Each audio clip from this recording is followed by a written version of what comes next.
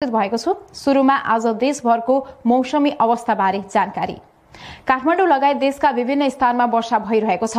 अझै यो वर्षाले केही समय निरन्तरता पाउने जल तथा मौसम विज्ञान विभागको भनाइ छ। मोन्थासँगै अरब सागरमा बनेको न्यूनचापीय प्रणालीको असर रहेकाले वर्षा भइरहेको मौसमविद गोविन्द झा बताउँछन्। उनका अनुसार आज तुलनात्मक रूपमा कोशी प्रदेशमा सबैभन्दा धेरै वर्षा हुनेछ। आज कोशी प्रदेशमा बढी वर्षा हुनेछ। बागमती, मधेस र गण्डकीमा मध्यम वर्षा हुनेछ, मौसमविद झा भन्छन्। कोशी प्रदेशको उच्च पहाडी तथा हिमाली भूभागका थोरै स्थानहरूमा तथा बागमती र गण्डकी प्रदेशका उच्च पहाडी तथा हिमाली भूभागका 1-2 स्थानमा हल्का हिमपातको पनि सम्भावना छ। बंगालको खाडीमा विकसित भएको चक्रवात मोन्थाको प्रभाव कम हुँदै जाने र क्रमशः मौसम सुधार हुँदै जाने उनको भनाइ छ। आज साँझबाट अथवा भोलिबाट नै मौसममा पुरै सुधार हुन्छ र पानी पर्न रोकिएर वर्षा हुन 100% रोकिन्छ भन्ने होइन, मौसमविद झा अगाडि थप्छन्। मोन्थासँगै न्यूनचापीय प्रणालीले पनि जलवाष्पयुक्त हावा फालिरहेकाले पानी परिरहेको छ। मोन्था र न्यूनचापीय प्रणालीको प्रभाव कम हुँदै गएपछि त्यसैको अनुपातमा मौसममा पनि क्रमिक सुधार हुने उनी प्रश्न पार्छन्।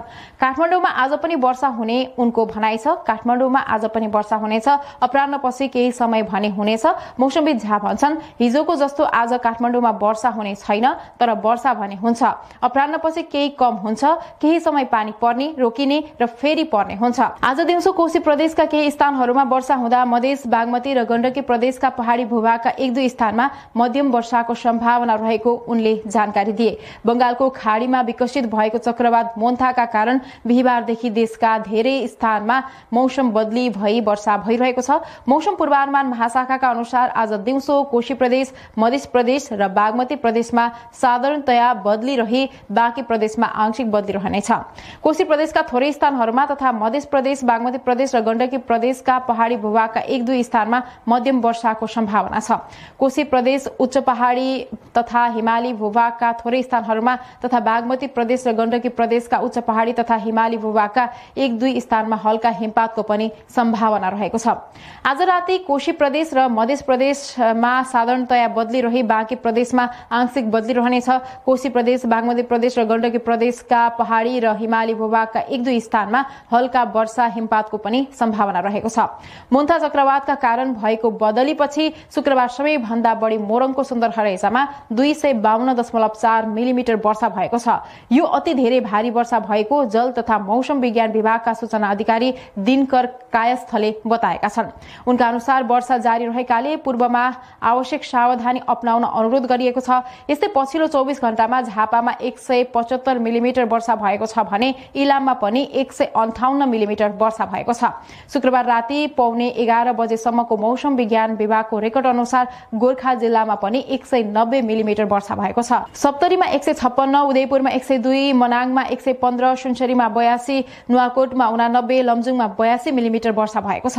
राति भने पूर्वको कोशी प्रदेश र थोरै मध्य प्रदेश केन्द्रित वर्षा हुने विभागले जनाएको छ। यस्तै बागमती र गण्डकी प्रदेशका केही क्षेत्रमा पनि वर्षा हुनेछ। रातिदेखि नै बिस्तारै बदलीमा सुधार हुँदै जाने पनि जनाइएको छ। अविरल वर्षासँगै पहिरोको उच्च जोखिम बढेको भन्दै स्थानीय प्रशासनले अत्यावश्यक काम नपरी नारायणगढ, मुगलिन, मलेखु खण्डमा यात्रा नगर्न अनुरोध गरेको छ। जिल्ला प्रशासन कार्यालय चितवनले शुक्रबार साँझ सूचना जारी गर्दै नारायणगढ, मुगलिन र पृथ्वी राजमार्ग अन्तर्गत मुगलिन, मलेखु सड़क खण्डमा अत्यावश्यक काम नपरी यात्रा नगर्न अनुरोध गरेको हो। वर्षासँगै बिहीबारदेखि नै यी सड़कमा ससाना पहिरोहरू निरन्तर खसिरहेकाले अत्यावश्यक बाहेक सकभर यात्रा नगर्न स्थानीय प्रशासनले भनेको छ।